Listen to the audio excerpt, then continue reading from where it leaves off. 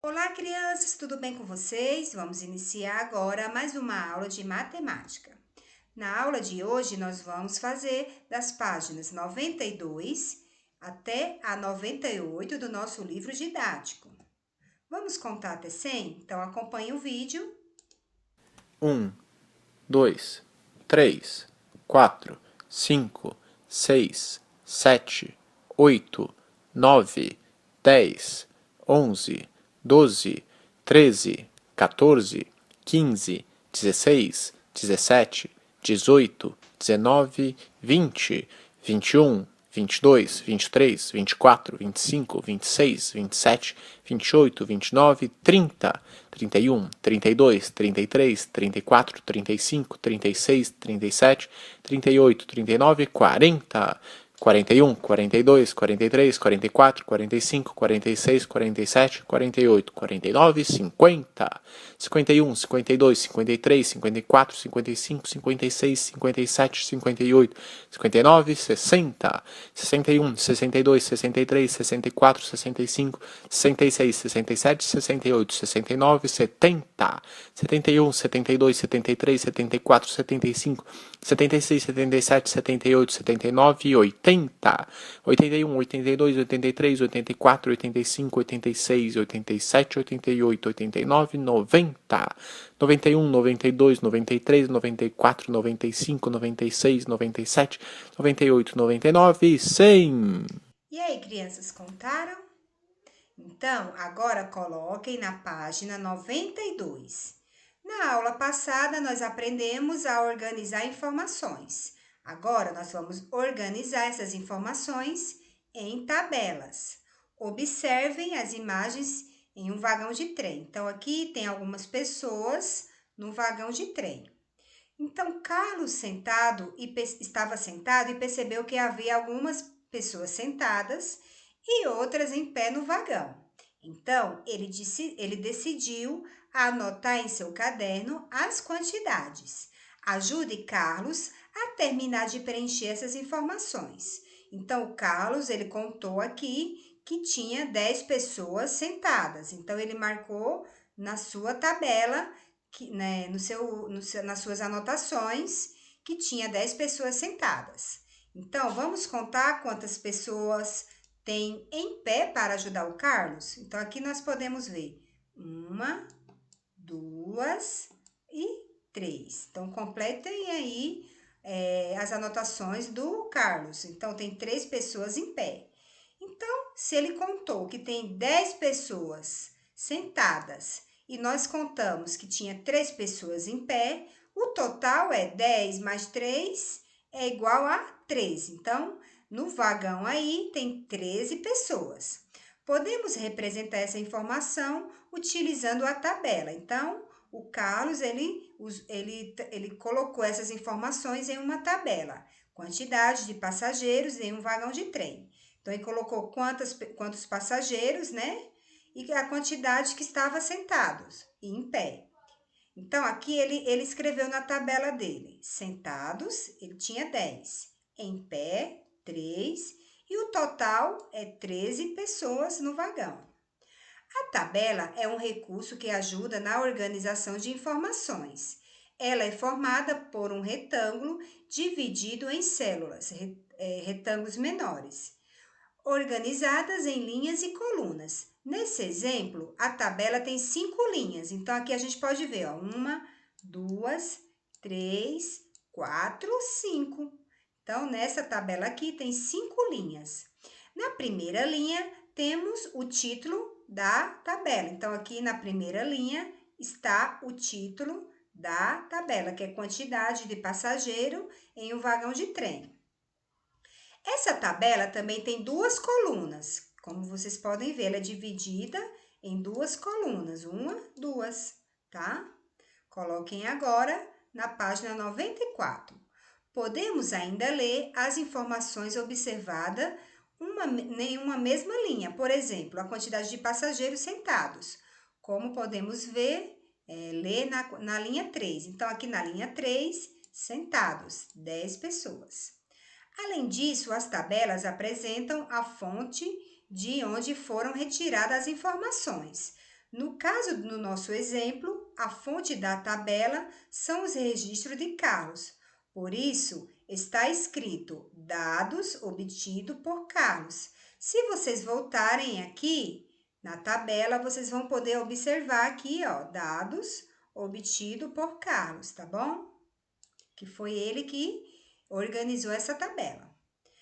Agora que você já sabe como é feita uma tabela, volte na tabela do Carlos, né, que ele fez e responda a questão.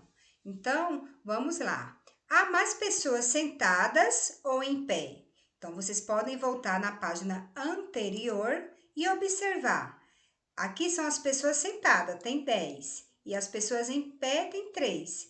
Quem é que tem mais? São as pessoas sentadas ou em pé? Então, o 10 é maior do que o 3. Então, nas pessoas sentadas. Então, vocês marcam o X aí, que a quantidade de pessoas maior são as sentadas. Você sabe para que serve essa placa em alguns assentos de ônibus ou trem? Essa placa aqui abaixo? Essa placa, ela serve para reservar assentos, né? Para pessoas obesas, pessoas, mulheres grávidas, pessoas com crianças de colo, idosos e deficientes físicos, tá? Que tem uma lei que tem que ser reservado assentos nos ônibus ou trem para essas pessoas aqui. Na página 95 é uma tarefinha que vocês vão fazer a tabela de vocês aí. Família e escola. Podemos produzir tabelas com informações do nosso dia a dia. Faça uma pesquisa com 5 pessoas de sua família ou vizinhos. Pergunte o que elas preferem ganhar de presente, se é chocolate, perfume ou roupa. Para cada voto, vocês vão fazer um risquinho, tá? Igual o Carlos fez lá no comecinho, para fazer a tabela dele. Depois que vocês fizeram os risquinhos, vocês vão preencher a tabela de vocês, vão colocar a quantidade de votos. Quantos votos teve o chocolate, o perfume e a roupa. No final, vocês têm que colocar o nome de vocês aqui, que quem vai fazer a pesquisa são vocês. Coloque o nome de vocês, que esses dados vai ser obtido por vocês, tá bom? Vocês postam lá na plataforma para mim. Na página 96, organizando informações em gráfico. Então, a gente organizou já em tabelas, agora a gente vai aprender a organizar em gráficos. Lino fez uma pesquisa com seus colegas para ver de qual cor de carro eles gostam mais. Cada colega poderia escolher apenas uma cor de carro. Veja o resultado na tabela a seguir e depois preencha o total de votos. Então, aqui nós podemos ver as preferências de cor de carro.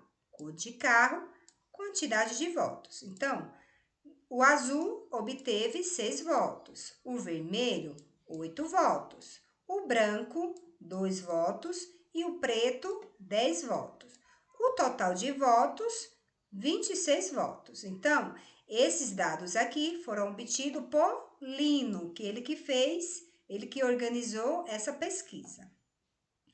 Agora, depois que Lino decidiu organizar os dados para cada cor de carro, ele pintou uma coluna. Agora aqui, ó, a preferências, que é um gráfico, a preferências de cor de carro, a quantidade de votos. Então, esse modo de organizar informações chama-se gráfico de coluna. Ele tem esse nome porque é formado por barras verticais, também chamadas de colunas. No exemplo, a altura da coluna azul representa a quantidade de votos que o carro azul recebeu. E a altura da vermelha representa a quantidade de votos que o carro vermelho recebeu, e assim por diante. Então, como vocês podem observar aqui, ó, o carro azul, ele teve 6 votos. Então, aqui, se vocês observarem aqui na linha, tá no número 6. Então, ele obteve 6 votos. O carro vermelho, ele obteve 8 votos. Então, foram 8 votos. Note que o gráfico deve ter o título e fonte, assim como a tabela. Então, o título, lembra da tabela anterior? E depois a fonte de quem obteve esses dados, tá?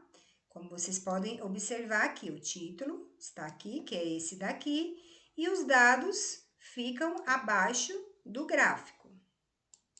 Coloquem agora na página 98. Além disso, o gráfico possui eixos, que devem estar devidamente nomeados. Nesse exemplo, o eixo horizontal representa a cor do carro. Então, esse eixo aqui, esse eixo horizontal, vai representar a cor do carro. E o eixo vertical, que é esse aqui, ó, ele representa os votos, a quantidade de votos. Agora que você já sabe como funciona um gráfico de colunas, observe o gráfico e responda as questões a seguir. Qual é a cor mais votada? Então, como vocês podem observar aqui, qual é a cor mais votada? Então, é o preto, né? O preto é a cor mais votada. Se vocês voltarem aqui na página anterior, que teve 10 votos. E qual foi a cor menos votada? A cor menos votada, se vocês voltarem lá na página anterior, vocês vão observar que a menos votada foi a número 2. Então, vocês vão escrever aqui que a cor mais votada foi o preto e a menos votada, o branco. Então, crianças, a nossa aula de matemática fica por aqui. Eu espero vocês na próxima. Beijos!